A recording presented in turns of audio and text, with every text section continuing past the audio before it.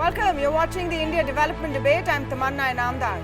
The Insolvency and Bankruptcy Court that has been in effect since late 2016 was meant to streamline the bankruptcy process and put pressure on promoters who were taking the banking system for a ride. 2.5 years later, the results are mixed. While there has been some headway, long legal proceedings have seen deadlines set in the code being overshot. The SR Steel case, for example, has drawn on for over 2 years now. But a government move to amend the existing law could provide the impetus that is needed. The amendments propose a 330-day deadline for cases, including time for litigation. It also reiterates the preference financial creditors enjoy over recoveries. So taking us through the impact of the proposed amendments and talking about whether this will provide a much-needed boost to the process, Shardul Shroff, top corporate lawyer, joining us today, Somashekaran Sundaresan, independent counsel, Alok Dheer, legal expert, and R. Jagannathan, editorial director at Swaraj magazine. Welcome to all of you and thank you for speaking with us. Mr. Shroff, let me begin by getting your thoughts on the amendments that have been proposed by the cabinet. It of course now has to follow the process of parliament, etc. But is it the right intervention at this current juncture of the IBC journey?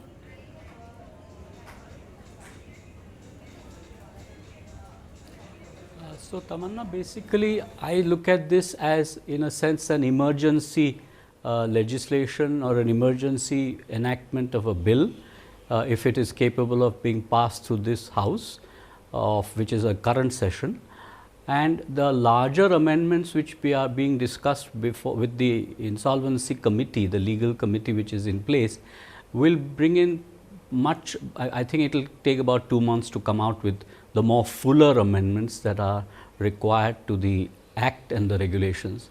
This is in a sense to clarify some of the issues which were always implicit in the understanding of the banking world, and in some sense the revised direction, the clear enunciation and direction of the legislative process and by the executive as to how they want to now look at corporate resolutions and not sort of linger on beyond a period of 330 days.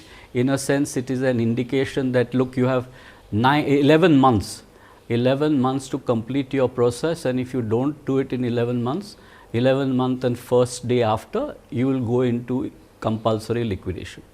This is a very strong message being sent out both to the parties involved and the process which has been followed so far by the NCLT and NCLAT and otherwise through the judicial process. So this is it's like saying that look, you have a statutory period of postponing rather deciding everything up to approval of a resolution plan as 330 days, of which 270 days are the process itself and 60 days would be a time given to the judicial process, so that orders which are maybe interim, maybe sort of jurisdictional, they will get decided in an orderly time frame.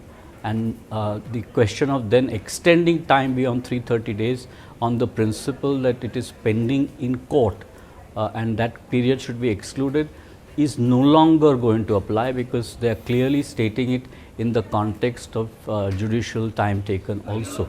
So it's displacing the current judicial principles that time taken by the tribunals or by the courts is to be excluded. They are clearly saying or clearly enunciating that everything must get over in 330 days, if not liquidate. These are some of the salient changes. There are of course, as is mentioned in the cabinet decision, there are 7 major amendments, though there are 8 major points given in the cabinet decision. And if you want me to talk of the others, I can do so, but no, I suppose the other participants on the program should also get a chance. And what we're also doing for the benefit of our viewers, we're listing out all the points that have been proposed, their amendments and their likely impact. What we really want to get from all of our panelists today is a sense of how this will all play out and why it was required. Let me come to you, Mr. Sundaresan, because this is also an opportunity for us to look back at the way the IBC process has unfolded over the last 2.5 odd years and the loopholes that, sort of hurdles it has faced. If you talk about the dirty dozen, one could say it has had a 50-50 success rate, but now we're in a situation where the number of cases which are in these special courts have just ballooned. We're now looking at a directive of sorts which puts the pressure on the courts, the onus on the courts to speed up the process. How possible will that be?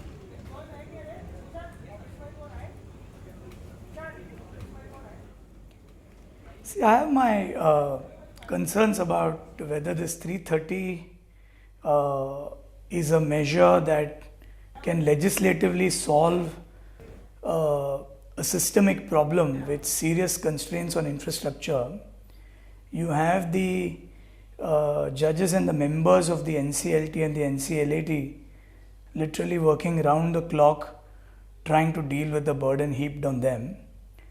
By legislating that 330 days is the outer limit, and within that any litigation time would be subsumed, in my view is begging for the provision to be interpreted as directory and not mandatory.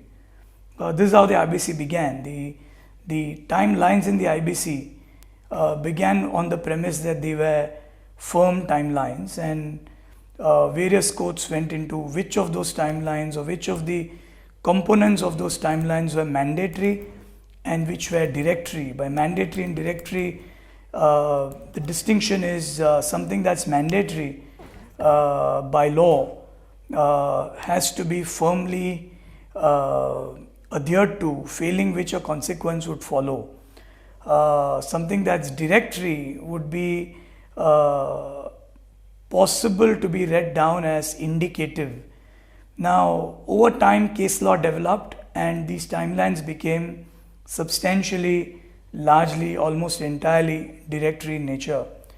Now, by legislation putting out an outer limit and saying that litigation should subsume that timeline, to my mind will lead eventually to the 330-day timeline being interpreted as directory in nature and not mandatory in nature. At the least, what it would do is it would nudge the process to veer closer to a 330-day timeline than to a 700-day timeline. One has to wait for the actual legislative provisions to come out to examine what exactly would happen. But I don't think this by itself would solve a fundamental infrastructural constraint problem by writing a law. Just by writing a provision of law in English is not going to solve the problem. 330 days could well end up being another directory timeline, this time including litigation. So, what is the problem then fundamentally, and to what extent do these amendments address it? Let me get Alok Dheer in to the conversation, and to look at that, perhaps Mr. Dheer, you can focus on some of the primary challenges that we've faced in the process so far. The legal delays are a part of it, but is that the bulk of the problem where we have seen hurdles in cases being resolved?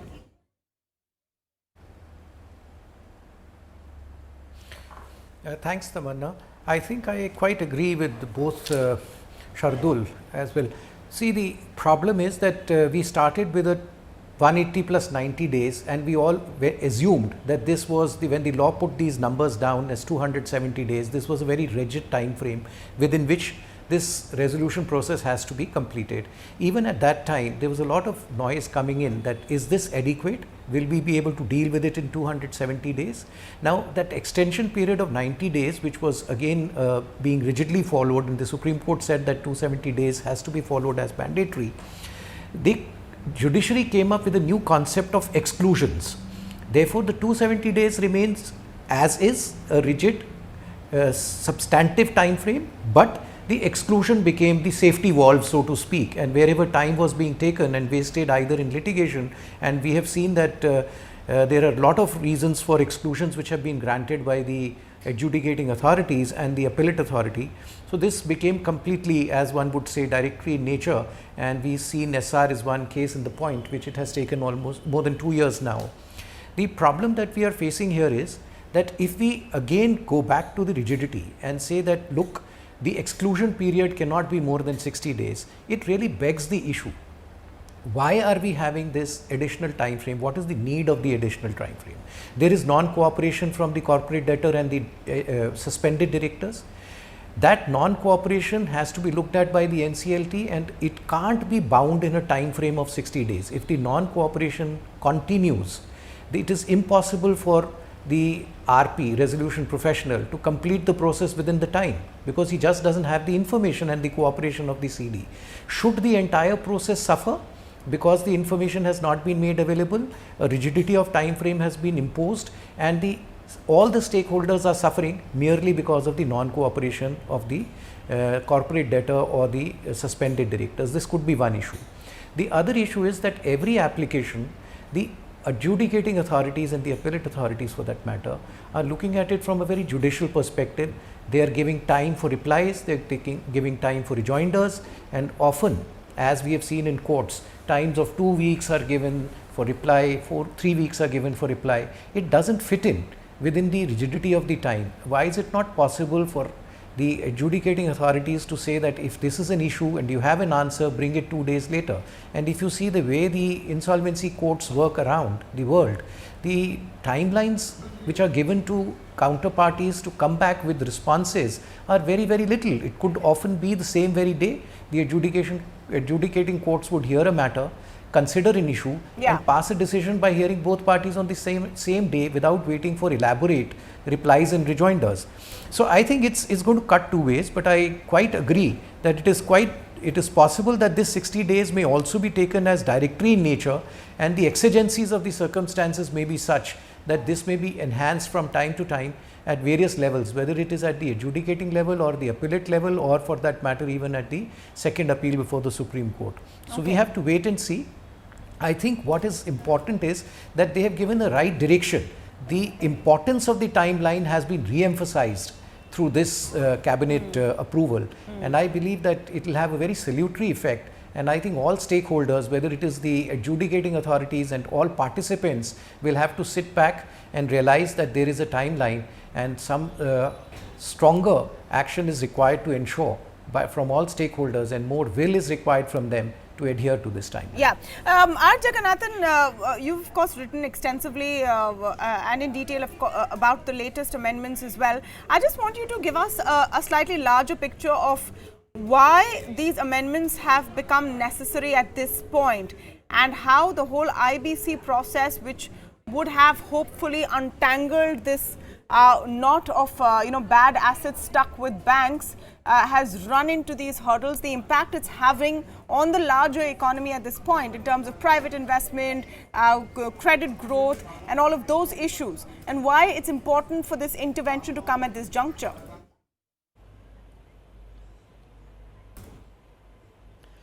See, our fundamental problem is we have a crony system which uses the weaknesses of the system to delay everything possible.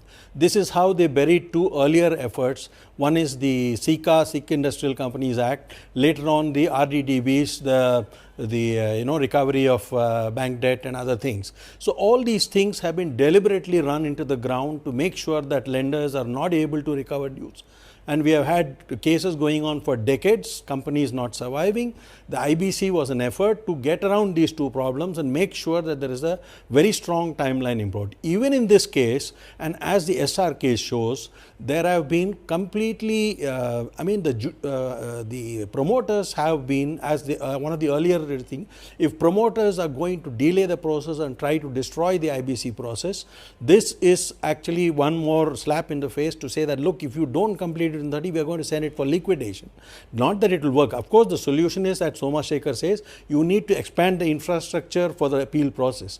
But the mistake we have made right from the beginning is to follow a judicial timeline and not a commercial timeline. There is a time value for money in resolution processes, and if the judicial kind of heads of the NCLAT and all say, okay, everybody is going to get 15 days time to respond and things like that, you're not going to meet even the 330-day limit. So I think the judiciary needs to come in this thing. I think unlike in the Supreme Court, they haven't taken that long to decide more cases. R.F. Nariman has been very matter of fact and cut and dried about resolving most cases that came up pretty soon.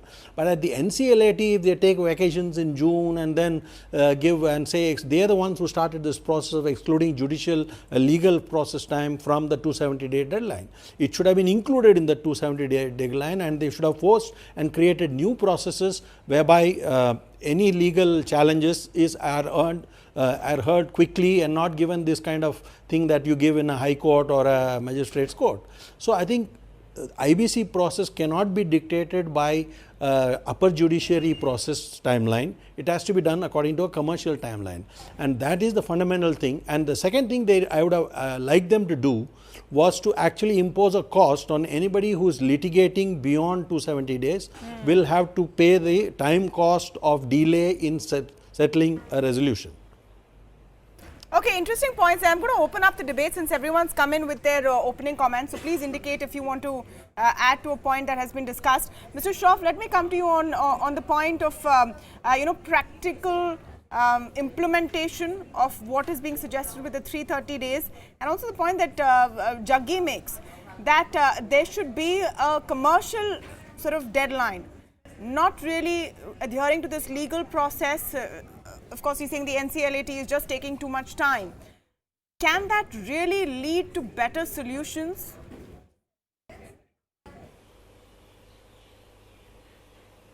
I think I agree with the last speaker, Jaggi, stating that this is a commercial deadline now.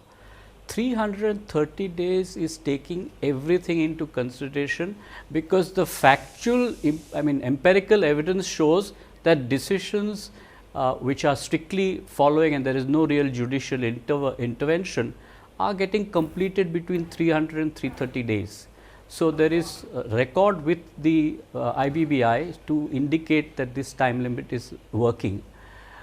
As he mentioned, that the judicial intervention of taking this as an ordinarily civil case or taking it as a matter where it's judge controlled is clearly opposed by the executive, and will go through the legislature also to recognize the same principle. Because if you read the cabinet decision carefully, they have used the word strict deadlines, they have used the word maximum in the context of judicial delay.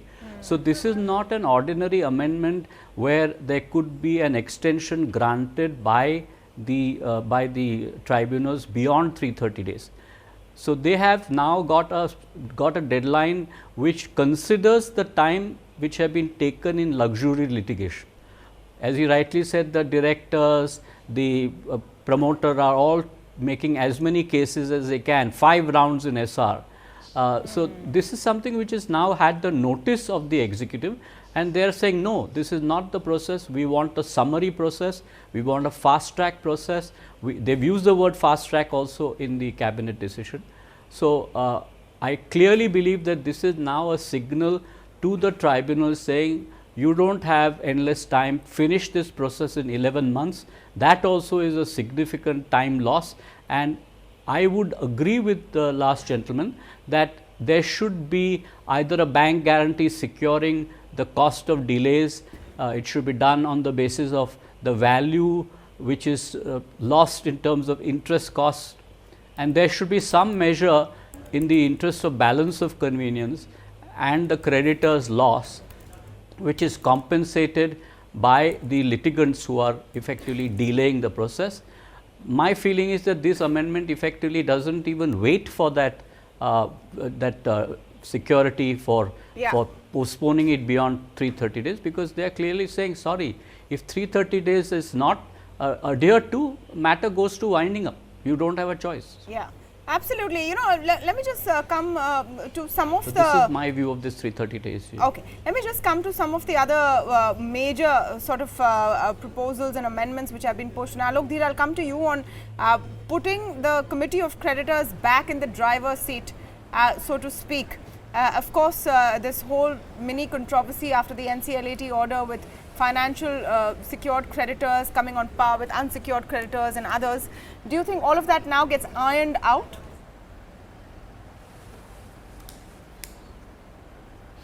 I think the issue of the commercial decision making being in the hands of a COC has been restated, like the timelines which were rigid at the beginning of the IBC and then it went into exclusions. Similarly, it was very clear from the beginning of the IBC that the commercial decision making should be in the hands of the COC. However, through judgments, and of course SR is a case in the point now, it has been completely diluted and the whole process is now gone. The decision making has shifted to the adjudicating authorities and the appellate authority. They are the ones who are deciding about how much is to be distributed. So there is a restatement of the principle on which IBC was founded, and I think it's a very, very salutary principle. And linking this decision making also with respect to dissenting creditors, unsecured creditors and operational creditors, and saying that they will be getting either the amount which they are entitled to in terms of the distribution under section 53 or amount which they would have got under the resolution plan, whichever is higher, I think has clarified this issue to a very significant extent. So the two put together would mean that the COC takes a call, and also there is a safeguard that insofar as the OCs, unsecured creditors, and for that matter, of course, as we are aware, the government dues are now being looked at as operational creditor dues. So there is great deal of clarity now as to how much will go to whom. Certainly, something should be left in the pie insofar as the operational creditors and the government dues are concerned, and so also the unsecured creditors. But that is a maturity that will have to be shown by the COC.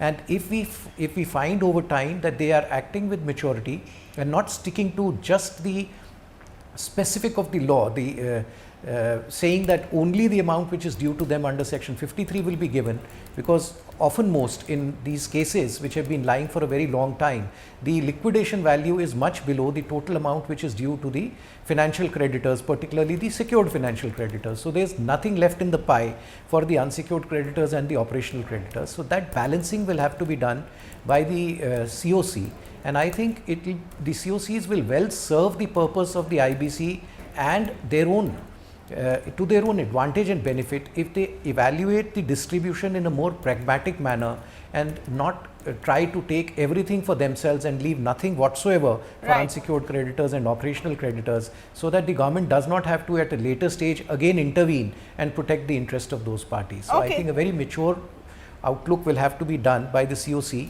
while deciding these matters once the ball is entirely in their court. Okay, one more point that I want to highlight, and I'm going to come to Mr. Sundaresan for this one, is the kind of help that has been given to home buyers, and it will be important in cases like JP, where the number of home buyers that are present in the COC at that point all count as 100% vote on that point. Do you think at least some of the major cases will see an untying of those knots, considering the situation that the real estate sector is in right now?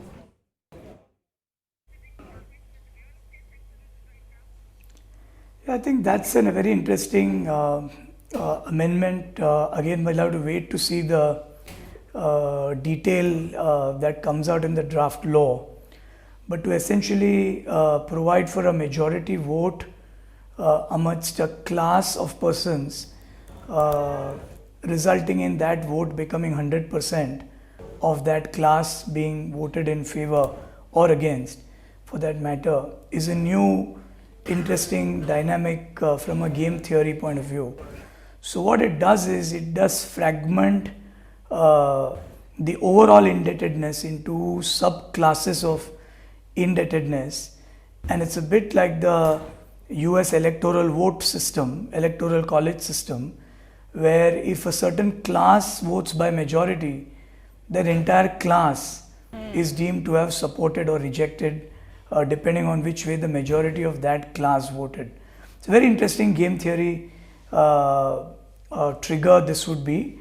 To my mind, it would increase the value of the bargain that lender would cause a majority to come through for that class, and therefore how this leads to political organization of that class would be a very, very interesting game theory outcome to watch out for. I think this we really need to wait to see the actual draft provision, but which way the needle will tilt. So that voter who brings you over the majority line, what premium does he command and demand for taking you over the line for that class? It's a bit like land acquisition or delisting. It's a very interesting gaming dynamic that one will have to watch for. Oh, well, that's a very interesting perspective on one of those key amendments which talks to ordinary home buyers who've gotten stuck in this rut and even politically, sympathetically, they're an important sort of a constituent of this entire process because you put faces to the people who have lost out. Jaggi, I want to sort of close this discussion with your point of view of what we can see ahead from here. Looking at how the IBC process has moved on, you've put most of the onus on the judicial process and it being very cumbersome. It's still a question mark out there as to how you can force these courts to stick to these deadlines, and will they actually be able to?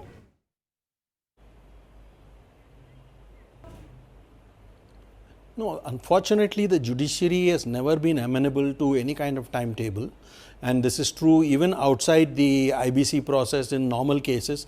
Even in 2002, when Vajpayee tried to improve and speed up the civil procedure rules, the Supreme Court again overruled it, that saying that judges have the discretion to not follow the thing. So if the courts intervene and allow that to happen, that's going to create a problem. I hope that in the IBC case, they will make an exception and realize that fundamental problems are at stake. Thousands and thousands of crores of bank money, taxpayers' money are at stake, and that the judicial process cannot be do that.